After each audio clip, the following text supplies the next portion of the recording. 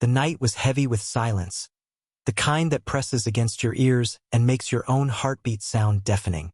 The wind barely stirred the trees, yet something unseen rustled in the darkness, shifting, waiting. A soft whisper, just beyond the threshold of perception, slithered through the crisp autumn air. It began with an invitation, one that should have been ignored. James Holloway, a seasoned urban explorer and horror documentarian, had spent years chasing the uncanny. His YouTube channel, Beyond the Veil, had grown a devoted following, eager for his eerie expeditions into forgotten places. He'd seen abandoned hospitals where shadows seemed to move, ghost towns that held secrets in their decayed facades, and houses where the walls still whispered the madness of their past residents. But this time, the challenge was different. The invitation came in the form of a cryptic email. "I've seen your work, James, but you've never faced true darkness. There's a place where the forest breathes, where the dead do not rest. If you're brave enough, come to Blackwood Grove. Follow the trail past the old chapel. Wait for midnight, and listen." There was no name, no return address, just a set of coordinates leading deep into the mountains. James's crew, Mara, his camerawoman and editor, Ethan, the tech guy, and Dan, his oldest friend and the skeptic of the group, were skeptical. "This has elaborate prank written all over it," Dan muttered, scanning the email on James's laptop. "Or worse, some lunatic leading us into the woods to become the next true crime documentary. But what if it's real?" Mara countered, her fingers drumming against the table. "Think about it. The forest breathes? What does that mean? That's a hook if I've ever heard one." "Sounds like clickbait," Ethan mumbled, but he was already running checks on the coordinates. "Place looks mostly uncharted, but there are some old maps from the 1800s. Blackwood Grove used to be a settlement before it just vanished." James leaned forward. "No records. Nothing solid," Ethan replied. "Just folklore. People went missing. The usual spooky stuff." That was enough for James. The mystery was too tempting to resist. 3 nights later, they were standing at the edge of Blackwood Grove, the forest looming before them like a silent monolith. The entrance was barely marked. Just a break in the gnarled trees, the remnants of an old wooden sign collapsed at the threshold. "Welcome to the most haunted forest in existence," James murmured, adjusting his camera. "Let's see what's whispering in the dark." The deeper they ventured, the heavier the atmosphere became. The towering pines blocked out the moon, casting their path in an oppressive gloom. The air was thick with the scent of damp earth and something else. Something metallic, faint but persistent. "Blood," Mara whispered, wrinkling her nose. Dan scoffed. "Come on. You're smelling ironwood trees or something." Still, there was no denying the unnatural stillness. No insects chirping. No distant rustle of nocturnal animals. Just the crunch of their boots on the leaf-strewn path and the occasional creak of old branches swaying in the non-existent wind. They reached the old chapel just before midnight. A crumbling structure, its wooden frame twisted with rot, the stained glass shattered into jagged teeth. The skeletal remains of pews lined the interior, and at the altar, a single wooden door stood slightly ajar. "Looks like a cellar," Ethan said, his voice hushed. "But why put a cellar inside a chapel?"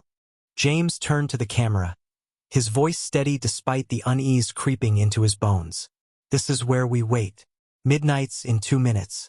Let's see if the forest keeps its promises." And then they heard it. A whisper. It was soft, barely a breath against the cold night air, but it was unmistakable. A voice, or maybe many voices, whispering just beyond comprehension. It seemed to come from everywhere at once, weaving through the trees, slipping through the cracks in the ruined chapel walls. Mara's camera wavered. "Jesus, tell me you're hearing that." Dan's bravado faltered. Yeah, I do." The whispering grew louder, more insistent, words forming but twisted backward wrong. Then the chapel door slammed shut. Ethan cursed, fumbling with the flashlight as the darkness inside the chapel thickened. The air grew dense, pressing against them like a living thing. James turned, gripping his camera, when he noticed something through the viewfinder. Beyond the chapel, just at the tree line, a figure, tall, impossibly thin, with elongated limbs and a head that tilted unnaturally to one side. It stood in absolute stillness, featureless except for two gaping holes where eyes should have been. And then it moved, not walking, gliding, shifting forward without motion, closing the distance in an instant. The whispers turned into a roar. James grabbed Mara's arm. Run! They sprinted, the path twisting and shifting beneath their feet, the trees seeming to close in, warping impossibly as if the forest itself was alive. Branches reached for them, the air filled with a deafening cacophony of voices speaking in tongues that clawed at the edges of their sanity. The van was still parked at the entrance. They dove inside, Ethan barely managing to start the engine before something slammed into the side of the vehicle with a force that rattled their bones.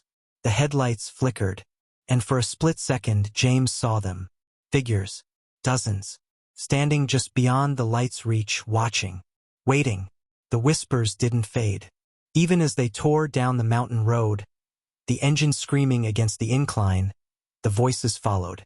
James didn't speak until they were miles away, breathless, heart still hammering. Mara turned to him, eyes wild. "Did you see them?" James nodded. "We're going back." Dan spun toward him. "What the hell are you talking about?" James swallowed. "We got out. But that whispering? That wasn't them telling us to leave." He turned the camera to face himself, his reflection caught in the darkened lens. "They were inviting us in." And in the silence that followed, far away in the darkened forest, something whispered his name. The road stretched endlessly before them, the van's headlights cutting a narrow path through the thick veil of night. No one spoke. No one could speak. The only sound was the rhythmic hum of tires on the asphalt and the occasional flicker of static from the van's radio. Static that shouldn't have been there. James gripped the wheel tighter, his knuckles bone white. The whispering had followed them. He could still hear it, faint but insistent, curling around the edges of his thoughts like ivy creeping up a forgotten tombstone. Beside him, Mara replayed the footage, her face pale and drawn in the dim glow of the screen. Ethan sat hunched over his laptop in the back seat, frantically scrubbing through audio recordings. Dan, usually the first to crack a joke, sat in rigid silence, staring out the window as if expecting something to emerge from the darkness and drag them back. Then the whispering stopped. It was as if the sound had been cut, severed from the air itself. The van's engine sputtered. The headlights flickered. The dashboard lights blinked erratically. And then blackness. The engine died. The headlights went dark. The world outside the windows vanished into absolute nothingness. James's heart pounded. No. No, Ethan, tell me we didn't just stall. Ethan was already fumbling for his phone, but as soon as he unlocked it, the screen flashed and distorted before abruptly shutting off. "Battery just drained," he muttered, voice tight with panic. "I just charged it an hour ago." Mara cursed under her breath, smacking the side of her camera. "Mine too. It won't turn on." James tried the ignition. The key turned, but nothing happened. Not even the hollow click of a dead battery. It was as if the van had simply ceased to exist within time. Dan's voice was barely above a whisper. "Guys, look outside." They turned. The road was gone. Not obscured. Not covered in mist. Just gone. The world beyond the windows was an abyss. A void so dense it swallowed the light entirely. There were no stars, no moon, no trees. Just an infinite, oppressive blackness pressing in on all sides. And then the whispering returned. This time it was inside the van. James turned sharply, his breath catching in his throat as he saw something shift in the rearview mirror. Something that should not have been there. A face. No eyes. No mouth. Just the faint outline of a face. Its features smoothed over like damp clay, emerging from the darkness behind them. Then it smiled. The van shuddered violently. The force threw them sideways as if something massive had struck the vehicle from the outside. The metal groaned under an unseen pressure, the windows vibrating so hard they threatened to shatter. And then light. The headlights blazed to life. The dashboard flickered. The engine roared. The van was moving again. James barely had time to register what was happening before the road snapped back into existence. The trees rushing past in a blur as the van sped down the mountainside at breakneck speed. The whispering faded. The darkness retreated. But none of them spoke for the rest of the drive. They made it back to the motel just before dawn, the sky tinged with the first hints of gray. James parked the van but kept his hands on the wheel, breathing deeply, trying to ground himself in the reality that they had escaped. But had they? Mara was the first to break the silence. "James, I think we need to see the footage." No one argued. Inside the motel room, the four of them huddled around Ethan's laptop. The dim glow of the screen, the only source of light. Mara transferred the footage from her camera. At first, it was exactly as they remembered, walking into Blackwood Grove, exploring the ruins of the chapel, hearing the whispers. Then the door slammed shut. The whispers intensified. James fast-forwarded. The moment the figure appeared at the treeline, the entire video glitched, the image distorting into static before cutting out completely. Wait, Ethan muttered, rewinding. Right before the video cuts, "Do you see that?" He paused the frame. There, in the single second before the video blacked out, was something new. Something etched into the tree trunks. A symbol. Circular, jagged, like a twisted eye with claw-like marks surrounding it.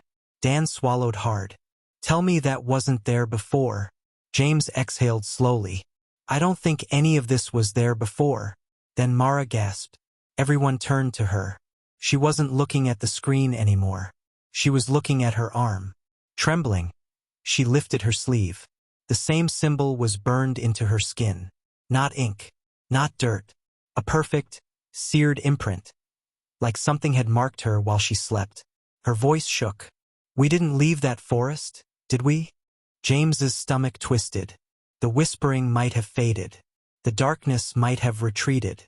But Blackwood Grove had followed them. And it was waiting. The motel room felt impossibly small. The air thick with unspoken terror. Mara sat on the bed, staring at the mark on her arm. Twisted, jagged lines forming an unnatural symbol burned into her skin. The sight of it made James's stomach turn. Ethan ran a shaky hand through his hair. That wasn't there before, right? I mean, it couldn't have been. Dan backed away, shaking his head. "We need to go. Right now. Forget the footage. Forget everything. We are not dealing with this." James ignored him, grabbing a damp towel from the bathroom. "Mara, let me see." She flinched as he touched the mark, but it didn't wipe away. It wasn't drawn on. It wasn't a wound. It was part of her. "It doesn't hurt," she whispered, voice hollow. "But it's cold. Like ice beneath my skin." James exchanged a look with Ethan. "We need to find out what this means." Dan let out a dry laugh, pacing. "Find out? James, this is not a puzzle. That forest branded her. That's not normal. That's not ghosts or shadows. This is something else." "Then what?" James snapped. "You want to just pretend it didn't happen? We all saw what was in that forest. Still with us." The room fell into uneasy silence. The motel clock ticked loudly, each second stretching into eternity. Then Mara let out a sharp breath. The whispering. They turned to her. She looked up, her pupils wide, almost dilated. "I still hear it." A chill crawled up James's spine. "What do you mean?" Mara pressed a hand to her temple. "It's faint, but it's there. Like something just beyond a closed door." She squeezed her eyes shut, as if listening. "They're saying something about roots. About feeding." Ethan's face drained of color. "Jesus Christ." Dan grabbed his bag and slung it over his shoulder. "That's it. I'm out. You want to play ghost hunters? Be my guest. But I am not staying another second." Then the motel lights flickered. A deep, bone-rattling thud echoed from the ceiling above them. James's breath caught in his throat. The room was on the top floor. Mara's hand tightened around her arm. "They're here."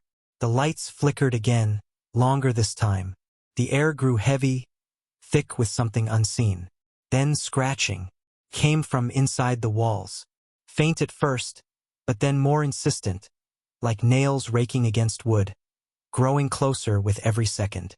Dan backed toward the door, his face pale. No, no, no, no. The lights went out, and the whispering grew loud. Not from the walls, not from outside, from within their own chests. James clutched at his throat, his breath coming in ragged gasps. The voices were inside him, curling through his ribs, slithering beneath his skin. His vision wavered, shadows flickering at the edge of his sight, moving, shifting. A shape loomed in the darkness. Not a person, not an it, presence. Its form was unclear, shifting like ink bleeding through water. But its eyes, two hollow pits, locked onto James, boring into him with unnatural hunger. Then it spoke, not with a voice, with a thought planted directly into his mind. The forest remembers you. James stumbled backward, gasping as the lights flared back to life. The whispering stopped. The motel room was normal again. Except, the mark was now on Ethan's arm too. A slow, creeping dread settled over them. Dan broke the silence. We're cursed. That's what this is, right? We brought something back. James swallowed hard. He didn't believe in curses. He believed in the unknown, the unexplained, but not in this. And yet, he couldn't deny what was happening. Mara turned to him, her voice barely above a whisper. James? We need to go back. Dan's eyes widened. Are you insane? Mara's expression was haunted. It won't let us go. The whispering, the marks. This isn't over. If we don't go back, I don't think we'll ever be free of it. Ethan looked down at his arm. The mark was ice-cold against his skin. He exhaled slowly. She's right. It wants us to return. James clenched his jaw. Every instinct told him to run, to pretend this never happened. But deep down, he knew. The forest had called them, and it wouldn't stop until they answered. The drive back to Blackwood Grove was suffocating. The road stretched endlessly, the world outside the van feeling off, as though reality itself had grown thin and fragile. The forest loomed ahead, an unmoving mass of darkness waiting to swallow them whole. James kept his hands tight on the wheel, his knuckles white. Every mile closer felt like another step toward something inevitable. We shouldn't be doing this, Dan muttered for the 100th time. Mara, her face pale and drawn, stared at the window as if she expected to see something staring back. We don't have a choice. You feel it, don't you? Ethan adjusted his camera gear in the back seat, checking the batteries. The whispering hasn't stopped since we left. It's quieter, but it's there. And these marks, he rubbed at his arm. They feel like they're waiting. Dan exhaled sharply. Waiting for what? James didn't answer. They knew what. The return to Blackwood Grove. The entrance to the forest was exactly as they left it, except it felt wrong. The trees seemed taller, the shadows thicker, stretching unnaturally in the dimming light of dusk. The wooden sign that had once been collapsed at the threshold was now upright, perfectly intact. The words carved into it were unfamiliar, unreadable. No one spoke as they crossed into the woods. The moment they did, the whispering grew louder. It was no longer faint, no longer just at the edges of perception. It was all around them, inside them. An oppressive, echoing chorus of voices speaking in tongues that didn't belong to this world. James kept the camera steady, his breath slow and controlled. We came back. Now tell us what you want. The trees groaned, shifting as if alive. Then ahead something changed. The chapel. It was no longer in ruins. Where there had once been a crumbling skeleton of wood and stone, there now stood an intact building, its stained glass windows flickering with an eerie glow. The wooden door at the front, once half-rotted and broken, was new, polished, waiting. Dan took a step back. No, that's not possible. Mara shivered. Time doesn't work here. James swallowed the lump in his throat. We go in. Ethan hesitated, but nodded, tightening his grip on the camera. One by one they stepped inside. The chapel of the forgotten. The air inside was thick with decay, yet the chapel looked preserved, as though someone had been maintaining it all these years. Rows of pews stretched forward in perfect symmetry, leading up to an altar draped in cloth. And at the center, a book, massive, bound in something dark and cracked, like aged leather. Symbols were carved into its cover, symbols that matched the marks burned into their skin. James took a cautious step forward, his pulse hammering. "This is what called us here." Mara reached out, her fingers trembling as they hovered above the book. "I can feel it. It's alive." Ethan set the camera down, angling it toward the altar. "Guys, this book isn't covered in leather." They turned to him. He swallowed. "It's skin." Dan cursed under his breath. "Nope, I'm done. We're leaving. Right now." But the second he turned, the whispering stopped. The silence was worse, because now they could hear something else. Footsteps, slow, deliberate, coming from the shadows behind the pews. James turned, pulse hammering. "Who's there?" No answer, just the sound of breathing, deep, rattling, wrong. Then, from the darkness, something moved. It wasn't a person. It was them. Distorted, hollowed-out versions of themselves. Their doppelgangers stepped forward, their faces empty, eyes black pits of nothingness. Their mouths didn't move, yet the whispering returned, louder, unbearable. Mara's double took a slow, shuddering step toward her, its neck tilting unnaturally to one side. Dan let out a broken laugh. "No, no, this is not happening." Ethan grabbed the camera with shaking hands. "James, what do we do?" James stared at his own double. Its skin was stretched too tightly over its skull, its fingers too long, too sharp. Then it smiled. Not with its mouth, with its whole face. James moved before he could think, grabbing the book from the altar. The whispering turned into screaming. The chapel trembled, the walls distorting, the air itself bending. The doppelgangers convulsed, their forms flickering like static. The book was burning in his hands, but James held on.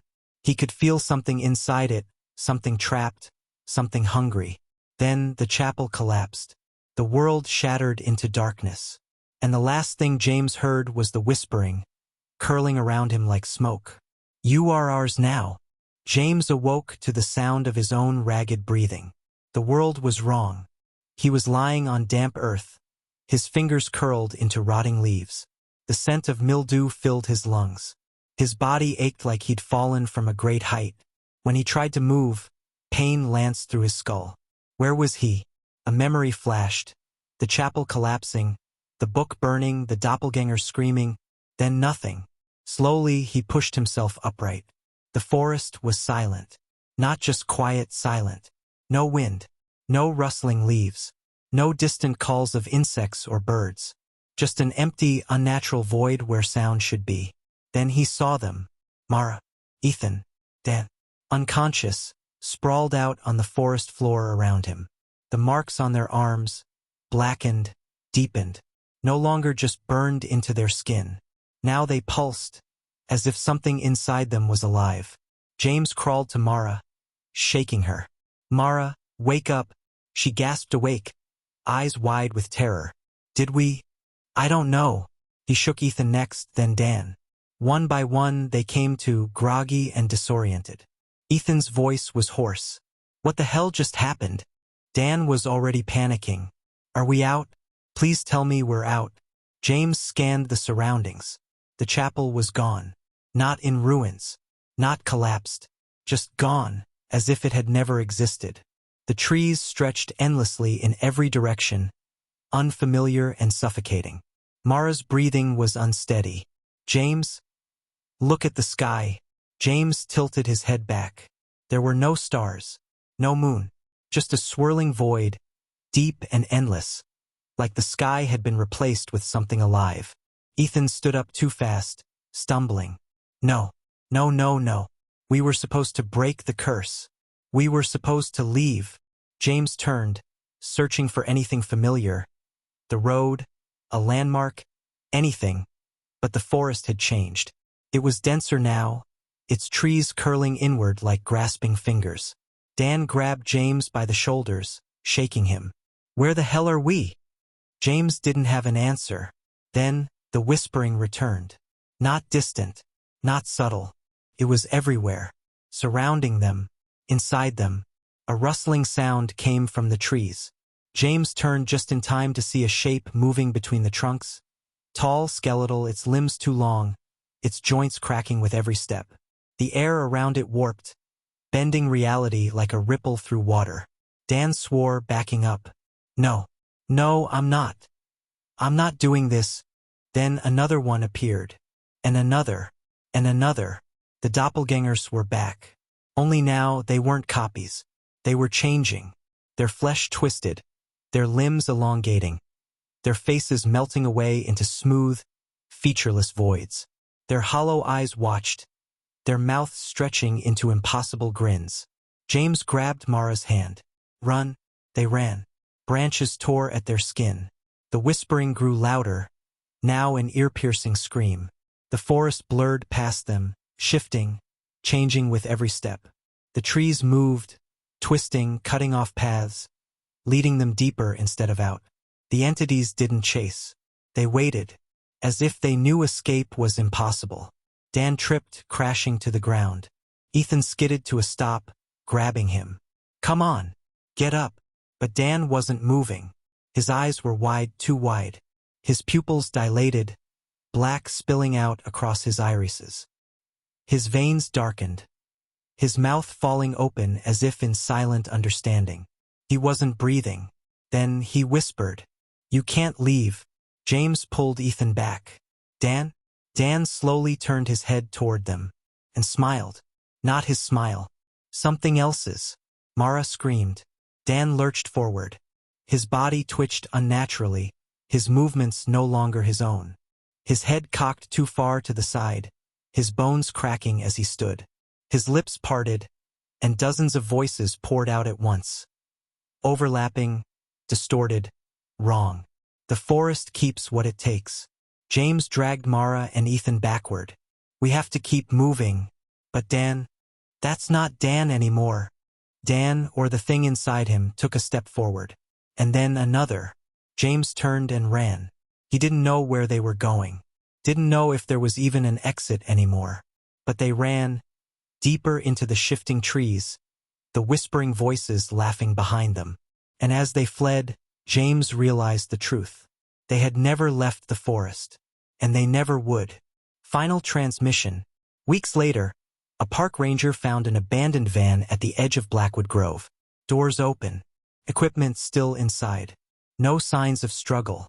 Inside one of the cameras, he found a recording. The footage was distorted. But just before the tape cut to static, a single frame flickered on the screen. A group of figures standing deep within the trees. Staring. Waiting. Their faces were wrong. Too smooth. Too empty. But one of them still wore James's jacket.